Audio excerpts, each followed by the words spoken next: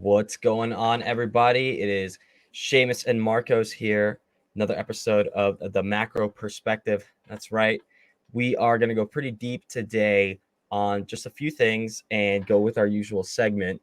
What I'm excited about today, Marcos, I think is going to be the podcast topic. It's going to be how little things can add up, changing habits. So basically, our topic today is we're going to share about 2 to 3 habits that we use ourselves or we coach with our clientele and we find very profound, very impactful and very profound. So Marcos, with that being said, maybe you could start off with one habit that you like and that you feel is pretty impactful in terms of the macro perspective of life, in terms of health, longevity, and everything. Yeah, man. And can you hear me all right? Speaking of, Yeah, you sound great, brother. Okay, sweet. I think the big one here is obviously I'm going to go back to like my roots again, like probably from episode 2 and 3, being preemptive, right? So like this thought, these ideas of like habits you wish to instill, I'm constantly chasing something kind of new in my life, right? And even if it means like, hey, I really want to turn it on in 2 weeks, I'm starting to kind of stack little things up leading up to it, right? So my big one here is like visual cues, right? Stacking up a lot of visual cues for me to see the thing that I want to try to go after as my new habit. And I think that one's the one that always speaks to me. So like on my nightstand now, I have literally 5 books, which is I know you don't know me like at that level, but dude, I've probably read maybe 52 books in my lifetime at this point. Yeah, I'm probably downplaying it. I don't really know. I haven't really kept a running total, but it's not a whole lot. Unless it was assigned to me, I probably don't pick up a novel or nonfiction to do that. So my goal for this year is I want to read a book a week, 52.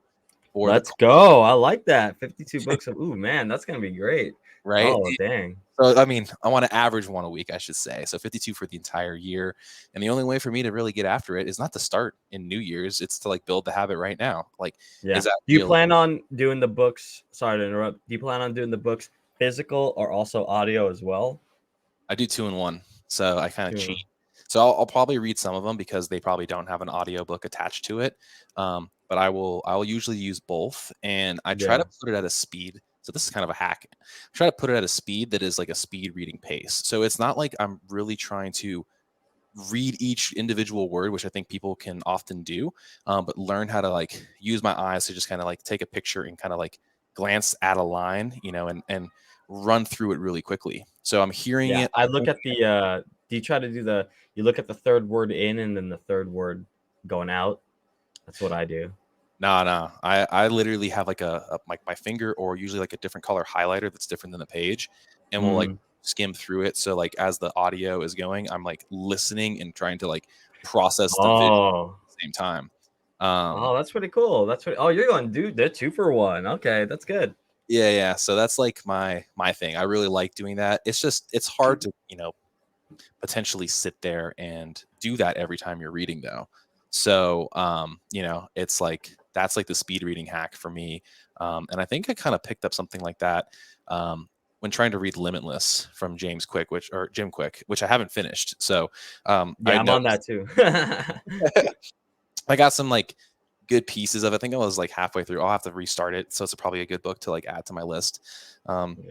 And being preemptive though, but being preemptive is like, so I'm like trying to build that up. I have it next to me. So it's a visual cue, being preemptive, trying to like, kind of, again, also like think about what things need to be there necessarily. Like if there's extra step of the book being downstairs, if it's not on that nightstand, I can't be like getting into the little habit of like, hey, like just read a couple pages before bed, right?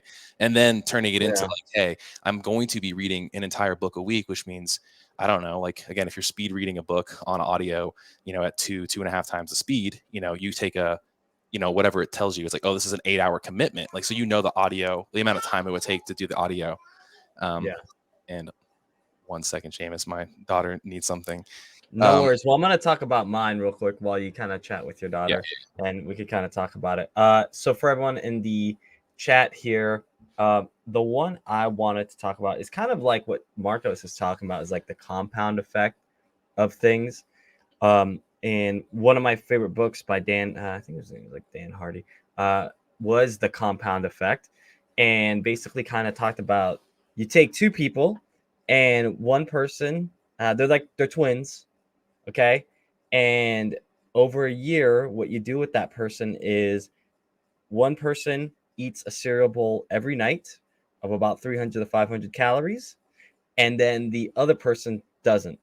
So over a year, you're going to see that this person is gained 500 calories every day on total, even more so.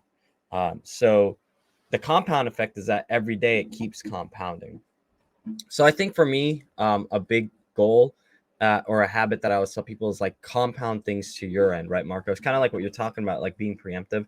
I would say compound things for you. So using like exercise, nutrition, sleep, those areas of life and health and longevity, how can you compound them?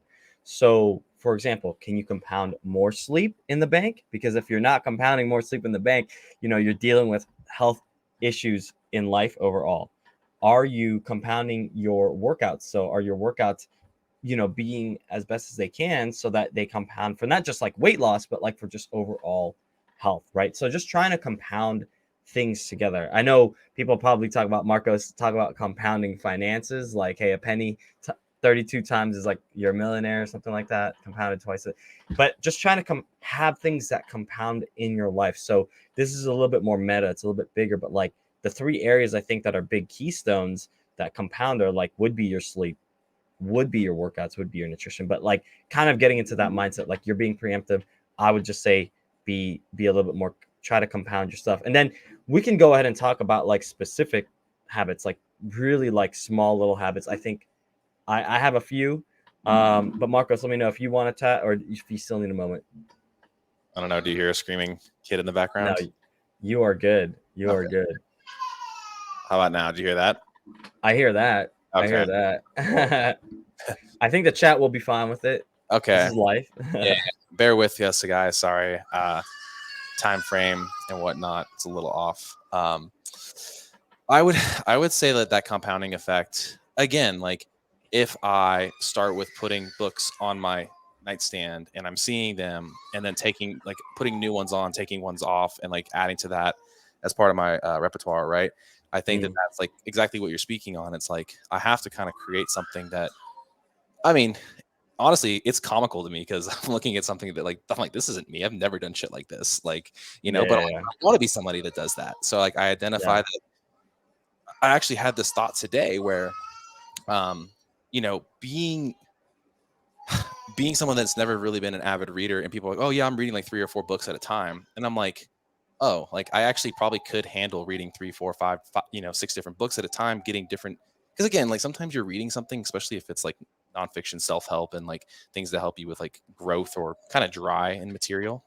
Yeah. Like maybe it does kind of help to kind of like bounce between a few, because it's like you could only take so much of like, That's the world we live in right now. Kind of like use that kind of idea that like you can scroll through and then move on.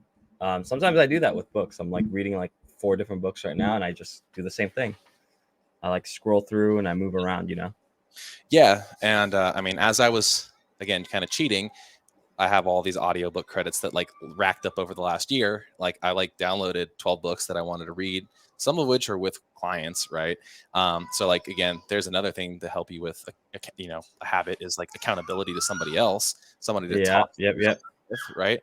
I ended up buying a book that was on paradoxes because I was like, that sounds like fun, like it's a weird read, but like Yeah. but again too, like the whole thing was really just trying to get after, something that is like bigger than myself, a habit that I wish to instill, right? So again, like you mentioned compounding, you mentioned all those things. What do you think is where would you start though, Seamus? Yeah. Let's say for compounding, I'm gonna use just kind of nutrition for this one, just because kind of like our podcast is mostly about the health, longevity, kind of like the macro perspective. So a habit that I like, Marcos, is going to be the I think this compounds really well is understanding your portions or having a sort of portion control method. Whatever that method um, is great. But I always teach all my clients. If you're a client of mine that's listening, you know this, but I always use the hand method. Um, and this is a precision nutrition kind of coaching habit.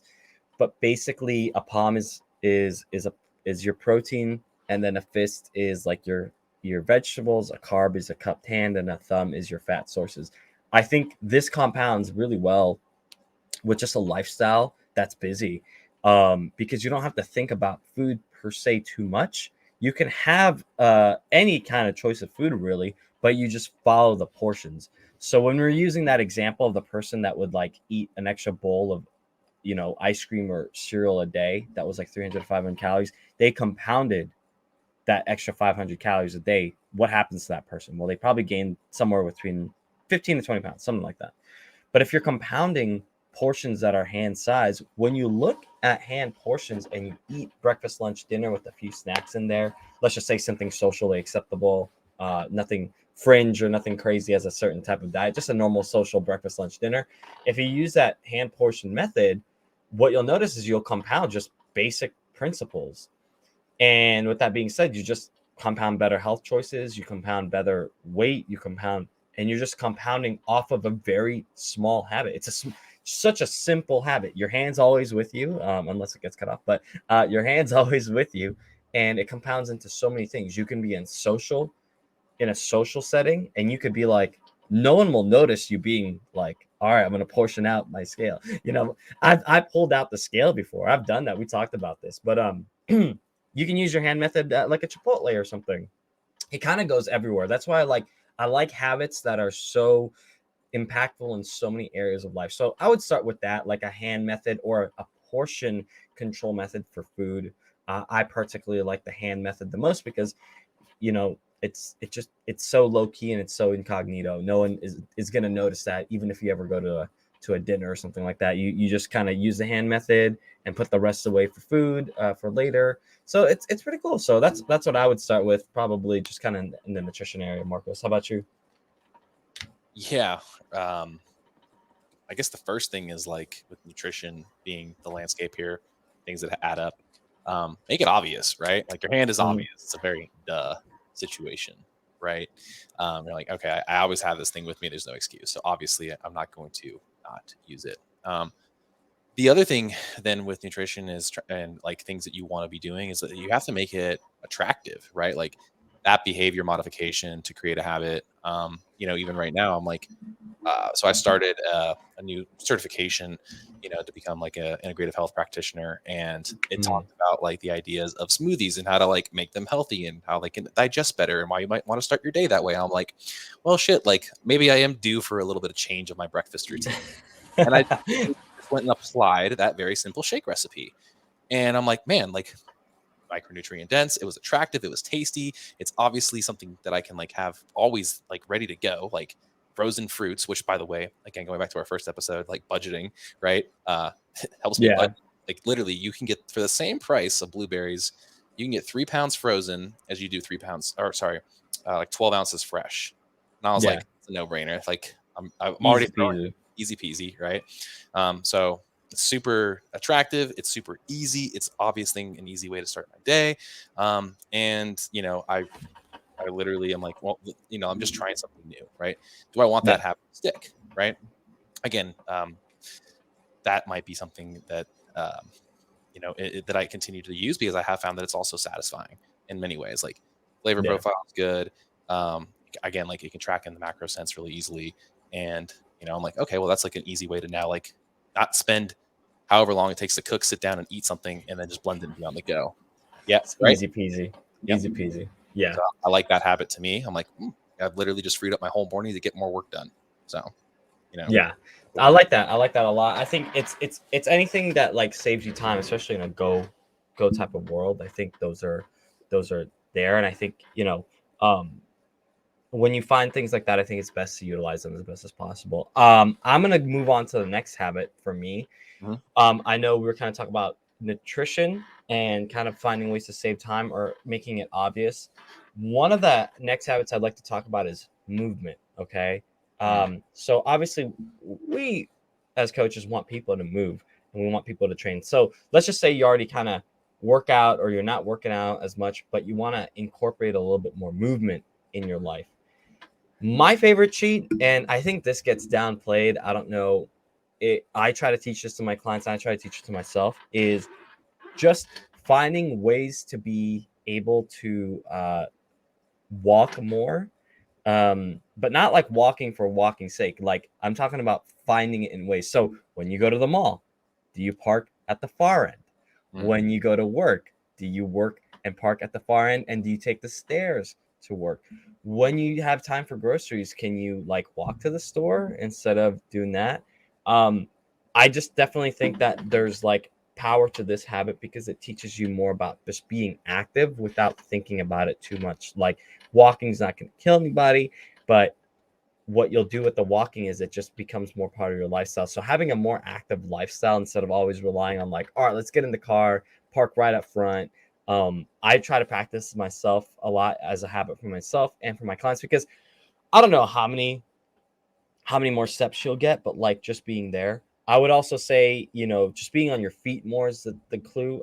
I'm sitting down right now. Marcos is standing, but like having like a stand-up desk. So just getting used to being on your feet and getting in more steps is, I think, is a super powerful habit because I read somewhere on a study or a review that was like, you probably burn about 350 to 500 more calories a day for just doing a little bit more standing and walking as per like if you just sat down all 16 hours of like your waking day, Yeah, I think, God.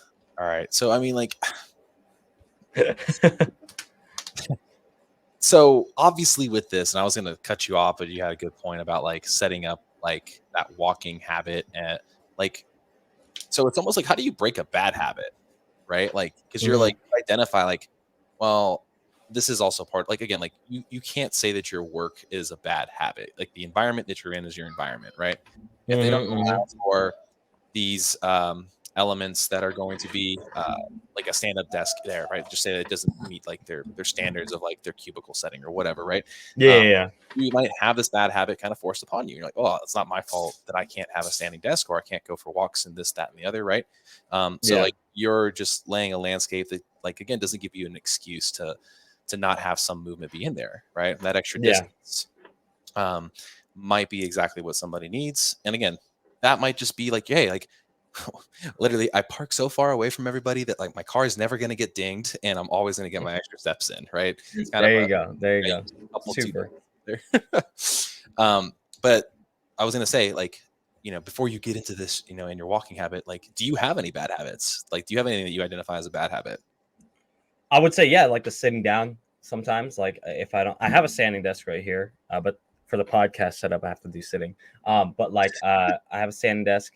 I try, what's a bad habit? I'm gonna go with nutrition again, maybe, but like this guy right here, having the Postmates, Uber, DoorDash. I think having that as like a pathway, like you could just click and go. It's so easy. And I'm not saying it's a bad habit. I'm just saying it's a habit that, if used negligibly, like you can really compound the other way, right? For me, there was times where I would overdo it on the Postmates because like I just wasn't prepped. I just wasn't grocery shopping. I was just like, I need to get this Mediterranean. I love Mediterranean food, by the way, guys. I would get Mediterranean food, which I thought would be like, just meat, rice, and all that. So it's super, super healthy. I just portion it out. But I think it's easy, to do that. And on my finances, it was a bad habit because you'd be like, man, usually my groceries is this much, but my food for one lunch is already like my groceries. Like, what's going on? All right. So for your bad habit, right? You have an app on your phone that delivers food and it costs an extra. One, they charge more for the food item from the restaurant itself so they can have a higher margin. Two, then there's the delivery fee. Literally, this bad habit. And then you do the tip. Right? So you got to tip. Yeah, you got to tip the delivery guy, right? So, like, to me, it's already unattractive because I'm paying more for the same thing. Like, I just got to get up off my butt to go get the food, right? It's unsatisfying to me because it's like, well, I got to go work harder to try to like pay for that, like, moments, right? And I mean, the thing about this is like they've literally is it Uber Eats or Post? Which one do you I use? do Postmates. I do Postmates. All right, well, it's a separate app. Like I've even noticed that Uber, like instead of making it difficult to go to like the Uber Eats app, they've just merged it into the Uber app. They're like, "Do you want food?" Like I'm sure like you want to get picked up and have your food ready to go. Kind of Yeah, they just like make it too easy for you to be like, if you have a specific goal, sometimes there's just too many things in the way. Like there's just so many hurdles that like I don't have to use the app, but like I'll just be honest with you, once you've done it, like you go down that path often and it becomes like a pathway. it's too funny. Yeah, I'm just too cheap, honestly. I look at that as like, gosh, that's like if I get to that point where I'm doing it personally, like that means I'm just being I'm not getting out of my house. You know what I mean? And Yeah, exactly. You need to get out of here. Well, let me ask you, what's a bad habit you're dealing with, or something that you're trying to correct? oh, my pantry. Like, What's going on there? dude, my pantry is my bad habit. There's just everything. All right, like think about it. People who work from home, there's no wonder why everybody gained, the COVID-15, right? Like your pantry with all the foods that you actually like are right fucking there. They're Right literally there. just like literally like like a stretched arm away. So a lot of the times I look at my food, I'm like, I'm actually kind of bored with this. But then Mm, I'm like, but I need food, I need calories, I need to hit these goals. And you know, it becomes triggering. You become a little bit lazy. yeah, I don't want to like actually sit there and cook for like the fourth meal of the day, right? So, yeah. I've identified. I know that that's my trigger. I know it's my bad habit. I know I can't make it invisible because it's literally where all my food is, right? I can't really make it unattractive because I mean it has all my favorite foods in it, right? Like it's just gonna happen. It's not difficult for me to get there either. Like I could put a lock on it, but like, come on, like let's be real, like that's not That's gonna because yeah, let's just be real. It's just, you know what I recommend for that is I always tell my clients. I think John Berardi, it's his first law, right, in precision nutrition, says Yeah, yeah, something along the lines of if it's in the environment, you can have it. So, for example, if you have like Skittles on your table, you're gonna eat it at some point, no matter how strong your willpower is. Just because it's within reach, you will have it. And yeah. some people are like that. I had a client who literally in his office, he had to like he almost like got to the point where he yelled or like almost fired people because he said he was on a weight loss journey, but in the people's office they had like this candy bar there and like this thing, and he had to like tell them like, guys, we need to like stop this. So like if it's in your reach, like you said, like, so what I tell people is like make sure it's out of sight, out of mind. Maybe it's up top. You have to take like 2 ladders just to get up there. It just makes it so ridiculous that like it's impossible to like Top get like if you like sweets or something. I had a client who loved sweets so much that I told her, she was a little shorter, get a ladder, put it up there, and every time that you think of it, you have to get the ladder out from like the shed or like the garage, and it's like by the time that like you're doing it, you catch yourself like, oh, this is ridiculous, like I can't believe this Yeah. thing is controlling me and I have to go all the way to the other side of the house, bring a ladder back, climb the wall, so like you said, make it like disadvantageous or unattractive. But any other habits kind of like that? I have one more for recovery because I kind of hit nutrition, fitness, and then I have a recovery habit. Yeah. Anything else you'd like to add in there, Marcos? I guess I could do like for fitness. I don't think I touched on that. So for me personally, I'm an overdoer when it comes to fitness, Ooh, yeah. and it's my body type kind of allows for it, we'll call it more endomorphic, by nature. Again, that's why I have the bad habit of the food pantry because it's just like It's always eat the food, gotta be able to lift the heavy shit. yeah, Um, yeah. Eat big, lift big. exactly right. And so for fitness for me, learning how to take proper rest days is a habit I've had to actually work on. And Mhm. again, on our rest day, it's not like I'm not Matt Fraser. I don't need a whole day of Sunday just vegging out on the couch doing absolutely fucking nothing. It's like, hey, that day I need to wake up and I have to instill this new behavior that could be like my ritualistic thing. So now it's Yeah. turned into these nice like 1 hour walks, right? Like so I throw in a podcast or throw in the material for my course that I'm doing, and I use that as my study time. Hey, There's look at that. You're getting extra steps in while you're doing something else. You're anchoring a habit with more steps. I like it. I like it. Yeah, and I've done this in the last like 3 years, realistically. And I showed you the weight data a couple podcasts ago, and I can show you the step data and how that influence over time is like, hey, movement can be done with listening, like literally, like that's my main thing. I'm listening, but I'm going or talking on the phone. So That's what yeah, I do when I work out. I just do a podcast. yeah. So like, well, now I actually I cut into my podcast time because I have a training partner again, right? Oh, So, cool. but I mean, but he and I are also starting our sessions at 5 a.m. now. So like, I actually have like an hour of time to just like listen and do that thing at home, or just take a separate walk before my kids are Powerful. even, right? So Powerful. like, That could be like your extra. Yeah, that could be like your decompressive, your mhm. time. Like, love that. That's great. And maybe I'll even throw in like 15 minutes of meditation or some deep breathing exercises that can help get that sympathetic nervous system down to a parasympathetic state, right? Yeah, I don't that's know. what I was going to talk about. That's a good one. So my last habit, and I loved your habit, by the way, walking. And I know we talked about walking, but like walking as a recovery method for fitness as well, because walking hits so many things. You could be on a podcast, you could talk to someone, you could listen to a book, you could listen to your content that you need to for your certification. What I was going to say was talking about the parasympathetic breath work. So a habit I use, I'm super in depth with the breath work. Like I don't know if Marcos knows it, but like 7 years ago, I met Wim Hof, did the whole Wim Hof thing. That was my entry into that. My buddy was certified, so I did multiple things. I'll do Wim Hof breathing in ice baths and all this stuff. Now, there's the man himself, the Iceman. So before I even go into the breathing, I just, without all this crazy like, oh, you need like an hour to do breath work or like to do that, I like to always make things practical. So what I like to tell people is a very basic breath work is on the hour, just do what we call like a double breath. If y'all know Andrew Huberman, he like calls it like you take an inhale and then another inhale and then a third one just to really do it. And it really just offloads a lot of CO2. What I recommend for people is using breath work throughout their day, not just a practice at one time. Be very punctual with your breath work. So I recommend doing that breath, like the 2 breaths with the third, like final inhale, about every hour, about 2 to 3 of them.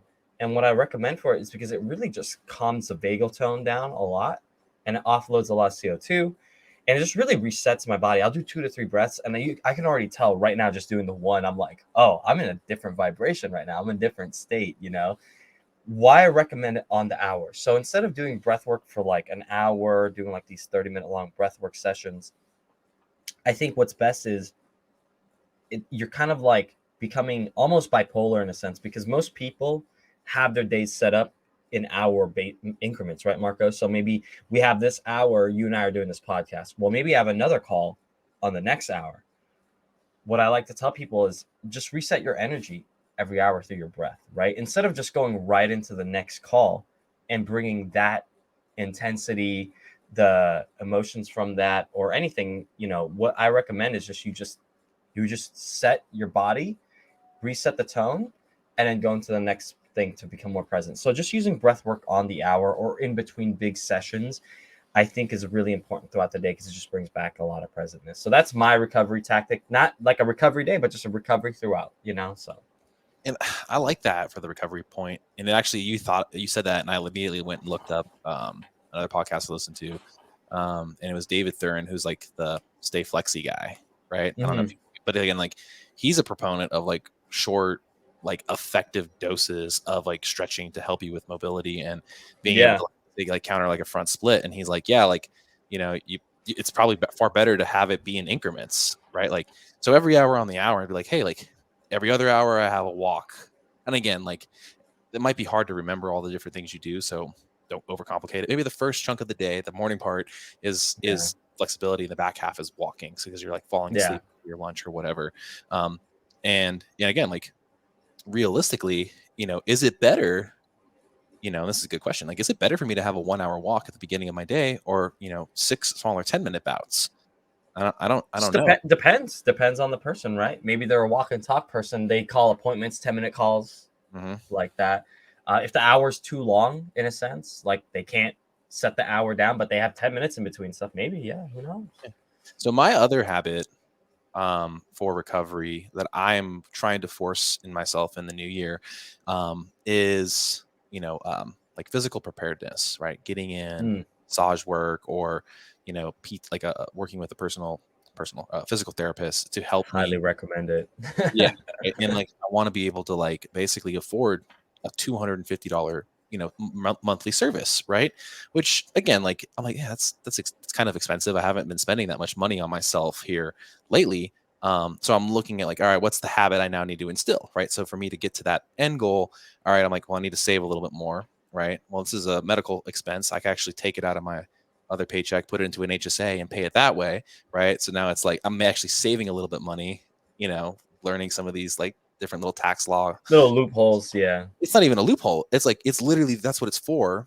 And Yeah. I'm like, well, I'm not leveraging that. And I actually am I'm over the match because I put in a number versus a percentage years ago. And I just haven't touched it for like a 401k That's thing. hilarious. That's funny. So That's I'm just good like, stuff. I haven't touched it. So I can move some of the money here and probably save up on that, and like start doing that as something. Yeah, if your PT work is covered by that, that would be, dude, once a week, once a month, like, dude, epic. Well, it's the only benefit of having an HSA is like it it's almost like a flex spending thing, in the sense that like it's meant for medical copays. Honestly, some of like, if it's like a prescribed supplement that you can get, like an OTC, or you know what I mean, like those Normatec boots are technically covered, right? Yeah, Like, I can't wait. I want to go get those with that then. I just did that today. So like, talking about recovery, sorry, like this is super niche. And I told one of our other friends, he is on the East Coast, and he's a realist as it is. And I'm over on the West Coast in Beverly Hills. So y'all can just understand that like the LA vibe is all about these niche things and all this stuff. So I did like a hyperbaric chamber today for recovery. I also got like a massage chair and the Normatec boots, and like, granted, like those are so niche. What's that? How much did an hour run you, or a 30-minute session? So an hour was like a 30-minute session was like $125 for all this.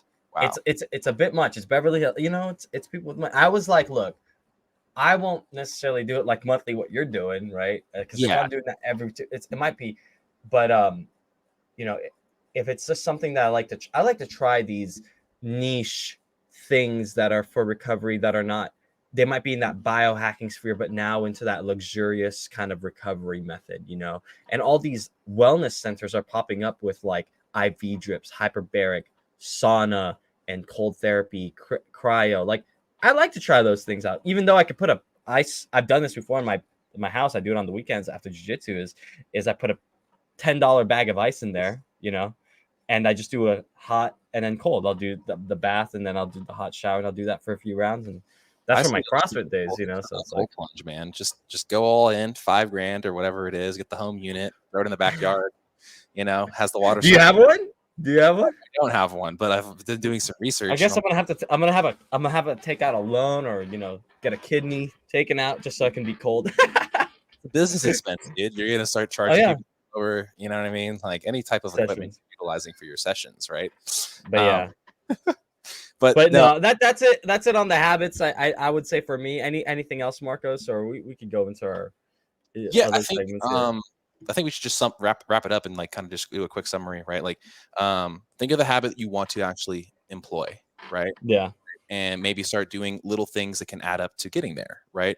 Often things that would be worthwhile is making things very obvious, i.e. me putting my books on my nightstand because I want to start doing that, even though I hadn't like picked it up. And, some nights I'm on my phone. And I'm like, you know what? I told myself, like, it's there. I'm trying to get better about it. 5 out of 7 days is not bad start, in my opinion, right?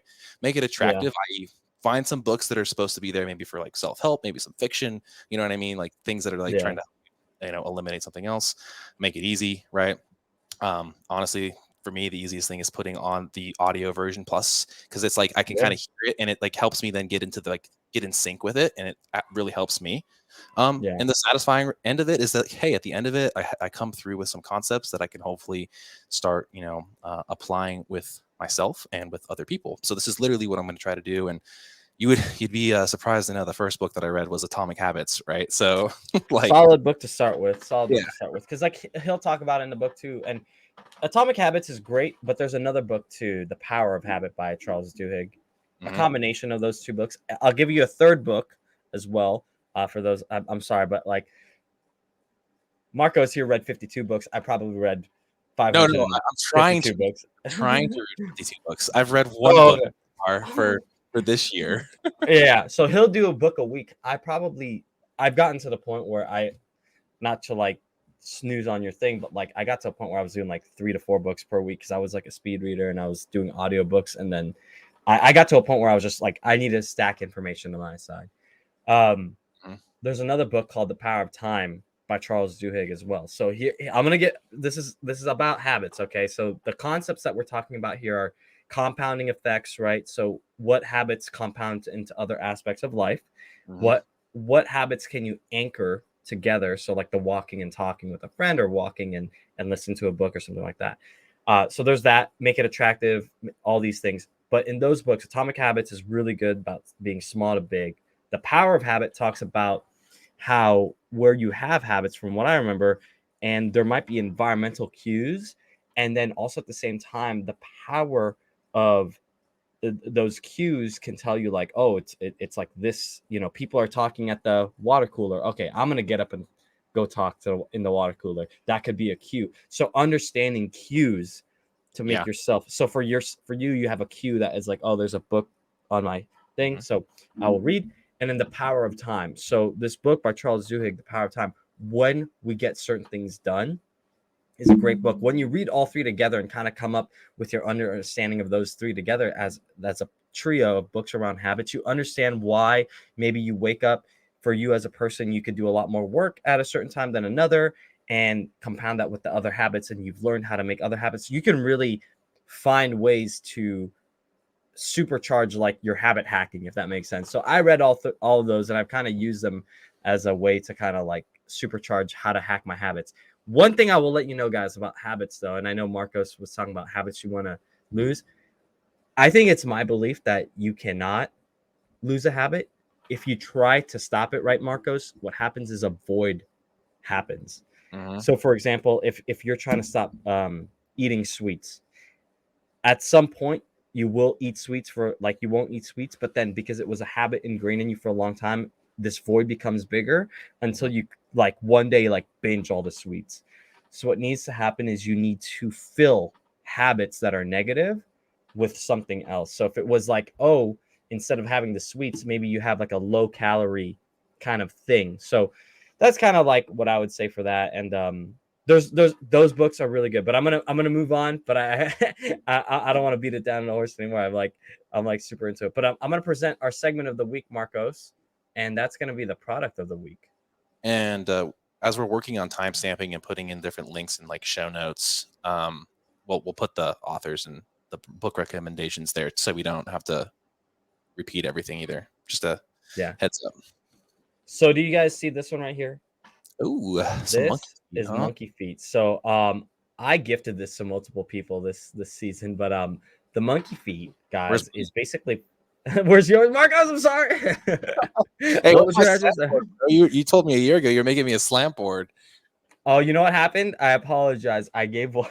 You gave it away. Off the cut. I gave it away. I actually gave it to our boss. Oh, okay, got it. You gave it to Dr. Gosh, to Rudy. To Rudy. Oh, you gave it to Rudy. Oh, well, I'm gonna go work out at his house, next week. Yeah, you're gonna go work out with him. So see if it's still starting. But here it is. So I gave this to a few people, my loved ones. I love you too, Marcos. But what it is basically being able to pick up weight with your feet. I love it. I love it because I've used it, but I had low back, hip flexor kind of issues. And what this movement does is it can mimic, hamstring curls, donkey kicks, leg extensions, high knees. Here's the thing, though. It's very interesting because this, for example, this hamstring curl right here is not the same hamstring curl as you would get with a machine. For some reason, I don't know what it is, but when you have the weight on your foot, it pulls on the knee and creates some like traction, and then you do the hamstring curl.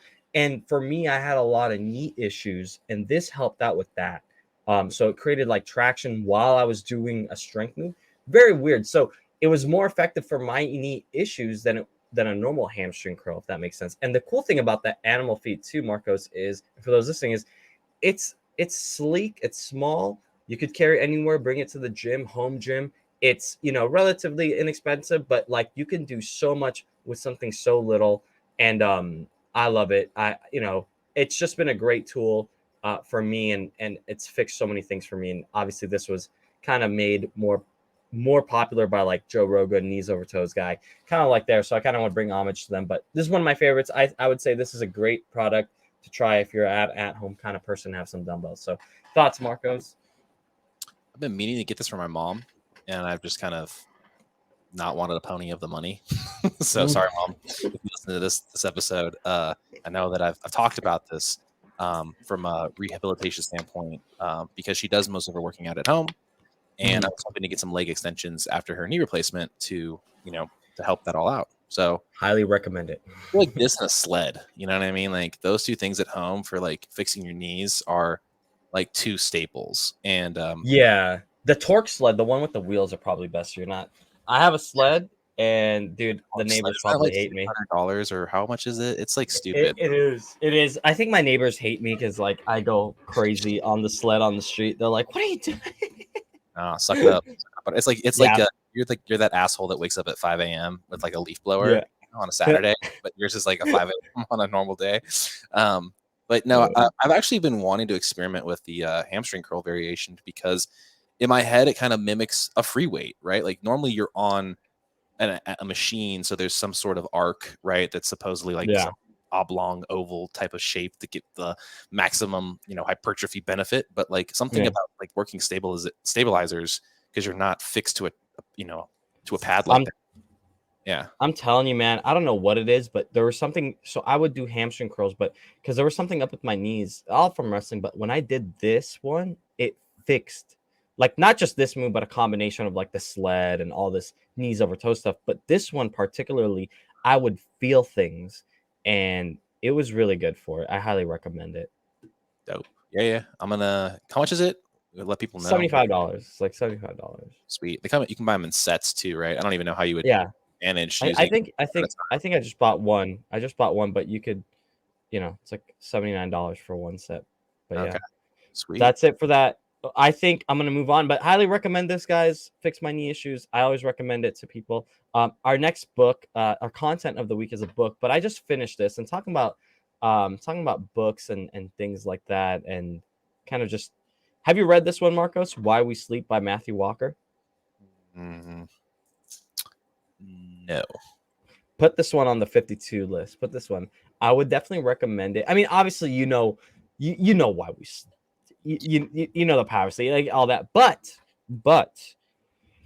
the importance of this book, I think, it reiterates why we sleep. We didn't really. He opens up in the book. He basically goes, you know, recently, if you were talking to someone and they gave birth to a child, and they'll be like, oh yeah, by the way, this kid will look comatose 1/3 of their life. They'll just sleep randomly. You know, they're going to be unconscious for some time, and you don't know if they're alive or dead. Like that's what sleep is. Like we don't know like why it happened. We didn't know that for a long time. Like why do we do these things? But why we sleep, man, there's so much to it, and that's why I was talking about like the sleep habits, the recovery habits. But for example, like if you lack some sleep, you're basically like screwing your cardiovascular system. You're not as alert. You're almost, if you have like multiple nights of sleep bouts, you're almost like a drunk person. There's just so much there for like longevity, because you guys got to remember, if you're listening to this, if you live to be 100 years old, you slept 33 years. You slept 33 years. Like think about that. You're 33-year-old in sleeping terms. But I know this book came out 6 years ago, 5 years ago. I still recommend this book. If there was a degree that I could get in anything else other than exercise science, I think it would have been in sleep. Any thoughts on that, Marcos? Yeah, sleep. It's funny, again, circling back to like, I might not be reading a sleep book, but like I'm doing a practitioner certification that's literally, you know, talking about the importance of sleep and, you know, what's, again, like what is the right amount of hours? Oh, well, generally speaking, it's somewhere between 7 and 9, right? And then also we haven't really, you know, quote, crack the code to not spend 1/3 of our lives sleeping. Obviously, there was some reason for whatever reason, that our bodies, through biology and through everything over the years, that we felt the necessity to just literally be in a state where we were like, literally like prime Etans, like, Yeah. There has to be a reason for it, right? I think, again, like maybe it's something with like, resetting receptors, or, maybe, maybe there's something to that. I would imagine that There's a lot there. I mean, in the book, when I was finishing it up, like one for example is, let's just use like memory. You have to compartmentalize your memory from the day. You have to kind of push that away, like what happened today, and then kind of reset for the next day, so that you can kind of be ready for the next day and to kind of put that into memory. So there memory is one part of it. That's cognitive health, but then there's obviously the receptors. There's so much, man. I think sleep is underrated. I don't think people put time into it as much as they think. I think, Marcos, like with the macro perspective, we're always trying to change beliefs and mindsets. I think most people are like, we have to be go, go, go performers, high output. And it's like, how do you get high output? Yeah. The highest performers are high performers in everything, right? Like there is no stone that is unturned. And to get an extra hour or two of work when in your least productive state is silly. And you're probably, again, like it's like cramming for a test. You didn't sleep, you didn't really retain it, other than just like, expelling it on Memorize your it, final, yeah. and having that short-term memorization. So again, yeah, like how many subjects or classes do you remember that you did that? And you're like, I don't remember shit about that class. I'm gonna tell you right now, in the book they said this, and I laughed so hard when they said it, but I crammed so hard for this economics test one day. I had to get an A so I could get an A in the Took some class. Adderall, didn't you? Don't throw me under the bridge like that, Hey, man. I'll be truthful. That was the one and only time I did Adderall as a study for an economics test.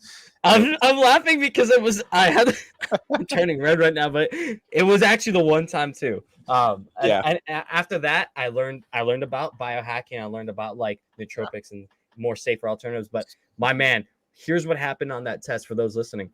I think the 4 days leading up to it, barely got any sleep. The night of, I didn't get any sleep.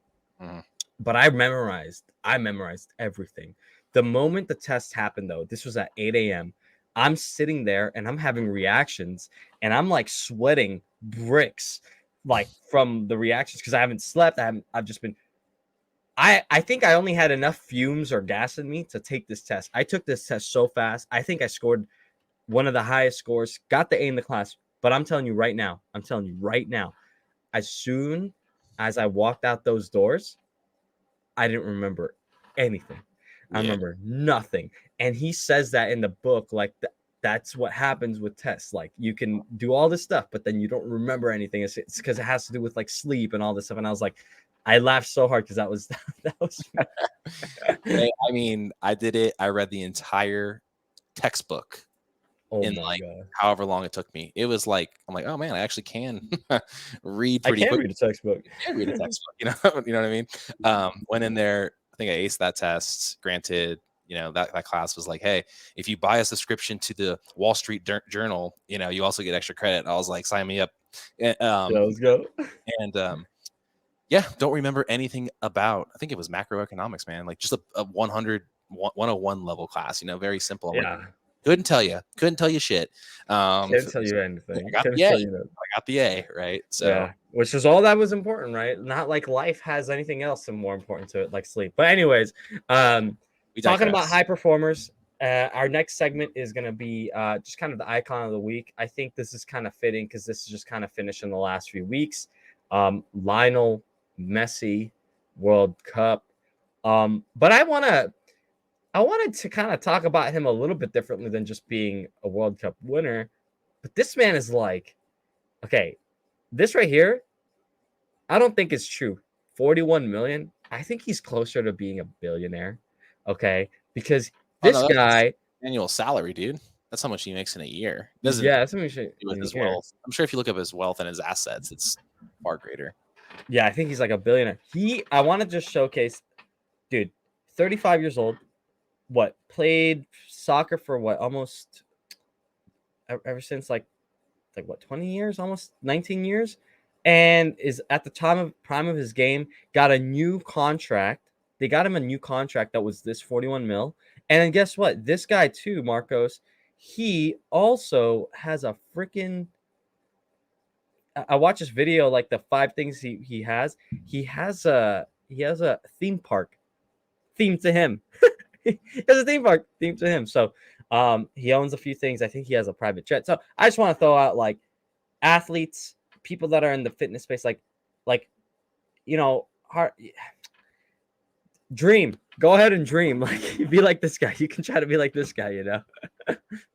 Yeah, I mean, also he's been in what 4 World Cups, so it was like his biggest, his biggest thing or his biggest like chink in his armor was that he didn't have the World Cup title, and now he does. And everybody's like, God, you saw those videos on social media of like literally the entire expressway covered with people. It was like 200 or 2 million people, 3 million people like in, the capital, right? And it's just like, Yeah, that's pretty. I mean, that's like. I can't even fathom what everything felt like on that day. yeah, he's on a different level, and I definitely think that someone like him, is an athlete that people can look up to. Young kids can look up to. I know that soccer. I don't know, like for me growing up, like soccer as a sport was like this, like little league thing that you play. But I don't think soccer was as big in America compared to like Argentina and compared to all these other countries. Like the World Cup is a big deal. Well, it's not. Yeah. It's not the Super Bowl, So it's like to me, it's like, well, it's not the Super Bowl. Like I don't go to World Cup parties. I go to Super Bowl parties. That's the world Super Bowl, man. It's the world. Yeah, Super Bowl. I mean, like, think of that like the Super Bowl, but for the world. Like that's the only way my mind ever has like. I think that's probably a good one. Oh, and I mean, like, it doesn't matter. The thing about soccer that's so great is like, or football, whatever you want to call it. The thing that's so great is that like it's very intuitive. Like there's like very few rules. Don't touch the ball with your hands unless you're the goalie, right? Offsides is like a very simple concept. Even though, you know what, I didn't realize that it was you can, as long as the pass was made and you're online, then you can run past it. So I mean, like that's kind of like the only thing, but that's it. Like very spectator friendly. 45 minutes of straight action. Halftime is halftime. You can go to take a piss break and boom. So soccer is my first love. Yeah. I wish I would have kept up with it, honestly, man. But it's just not big in the States. It's like, no, you gotta play football. And yeah, that's the thing, man. It's just not big in the States. I think some sports are just not back like football. Like, I mean, I honestly like if we put some statistics up, so like how many concussions are there in soccer compared to like football? Like, you know what I'm saying? Like, ironically, I actually think there's more because there's more. Oh, really? Yeah. Look it up. I guarantee you, look it up right now. You'll be like, hey, is there more concussions in football or football? Then, I think I looked this up once. It could have changed, but I actually think because there's so many more games and matches. University soccer has more concussions. That's insane. Yeah, but think about the amount of games. They probably play a schedule that has 2 or 3-fold as many, so there's just a higher probability for that to happen. And dude, you're throwing headers. Like you can't touch the ball with your I learned something new today. I was closed-minded and I learned something new about that. So I'm gonna have to give it out to football. I'm gonna have to give it out to Lionel Messi, our icon. Dude, 41 mil annually, has a net worth, well, anyways, I think that kind of concludes our kind of podcast for today. I keep it simple. Guys, I think we're finding our voice. We found some feedback. We're getting an audience, and if you have questions, please put them in the comments below. But that's today. I think the big thing there is the habits. How to really lock in some habits for the new year or wherever you're at now. Marcos, anything else to sign off, man? No, man. I think we should just give like one tip to help us, or how we help ourselves, and that might be worthwhile for other people. I think the biggest one for me is,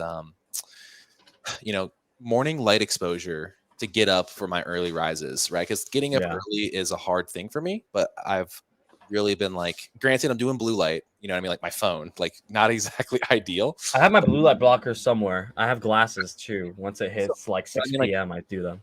So I do the opposite in the morning. Like, hey, like me getting exposed to my phone first thing and like literally like getting my mind kind of there. Not ideal, but it's my little trick for like getting up and helping my wake up early habit. What's one for you? Yeah. One for me, and I think people underutilize this, and I have to remind my clients all the time, is just put an alarm clock on for the little things, whatever it is. Like on the phone, like we all have alarms for waking up on our phone, but the simple thing for me is like, hey, alarm for when you're supposed to get ready for bed. I have too many clients that, like, during COVID, for example, they just were working from home all the time. So they were like, they didn't know the transition time between like, hey, I'm working because I'm working from home. When do I stop? Like, so I had to tell them, like, there has to be that transition. You need to be able to have transitions in your life and use an alarm clock. So maybe it's, for me, I have a few ones, and I know this is going to sound really weird, but I wake up at 4:30. I'll share the one in the afternoon. It's to feed the animals. We got some animals here. Then I have a self-development one. Every day, every night, I do a self-development for maybe 20, 30 minutes, maybe an hour, just depending.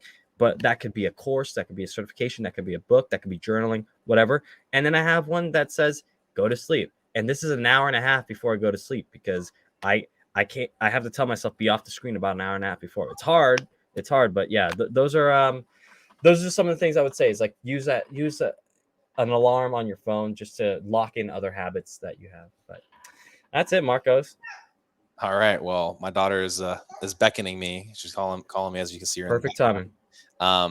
But yeah, guys, we really appreciate you tuning in to today's episode. Hopefully we got some great tips out there for how the little things adding up and how we can maybe change up some habits for you guys.